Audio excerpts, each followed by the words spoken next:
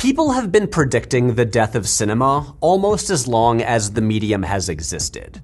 Like, literally, here's an article from 1908 saying cinema is a fad that won't last. In 1951, legendary producer David O. Selznick predicted Hollywood was crumbling. In 1967, Roger Boussinot proclaimed cinema was dead. In the mid-90s, Susan Sontag's essay, The Decay of Cinema, bemoaned the dire state the movies were in. And in 2005, Jean-Luc Godard declared, cinema is over. Now, with all due respect to these people, who were all way smarter than I am, they were wrong. Honestly, they had no idea just how good they had it. Cinema wasn't dying in the 50s, and it wasn't dying in the 90s or the mid-2000s. It's dying right now, in the year of our Lord 2023. Right now, people are watching fewer movies than at any other point in the medium's history. It seems like the only movies people leave their homes to watch in a theater are giant budgeted franchise movies based on intellectual properties aimed at children. And lately, even those seem to be failing. At home, people half-watch movies while looking at their phones, and those movies are recommended to them by an algorithm and made because they resemble watered-down versions of better movies we liked when we were younger. Those movies are released on streaming platforms, an industry that also seems to be crumbling. Look, every single year, plenty of great movies get made, but fewer and fewer people each year are actually watching them. I'm not complaining that mainstream audiences aren't, rushing to see the new Apichatpong Weerasethakul movie or other dense, difficult art house fare. I'm talking about what used to be totally normal movies made for wide audiences.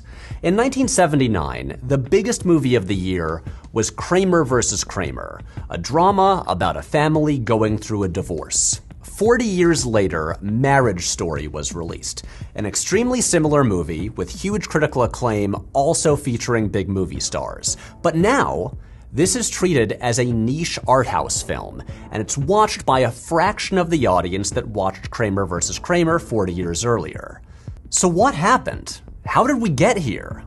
Here's a clip of Trevor Noah on The Daily Show last year, complaining that the movies nominated for Oscars are the boring vegetables of movies that no one actually wants to watch.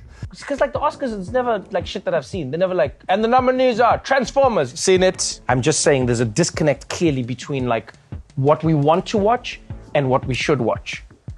It's these movies are the vegetables of movies. And look, I'm aware that theoretically he's a smart guy, but he sounds like a 12-year-old. The Oscar-nominated movies he's talking about are things like Licorice Pizza and West Side Story and King Richard. Those are not difficult art films. They are movies that pretty much anyone could enjoy. Has people's media literacy really become so bad that they are incapable of watching anything other than the same few franchises aimed at children and released by Disney? Also, for the record, Disney used to actually release original movies for adults under the banners Touchstone Pictures and Hollywood Pictures, both of which they shut down about 15 years ago. In addition to all this, it's also getting harder to watch older movies. Video rental stores no longer exist. Resources like Turner Classic Movies are being gutted because they're not deemed profitable enough.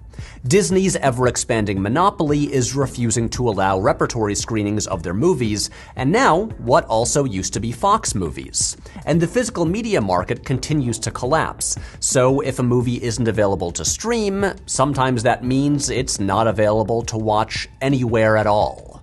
Friends, I fear that our beloved cinema may be on its last legs. Here's a question for you.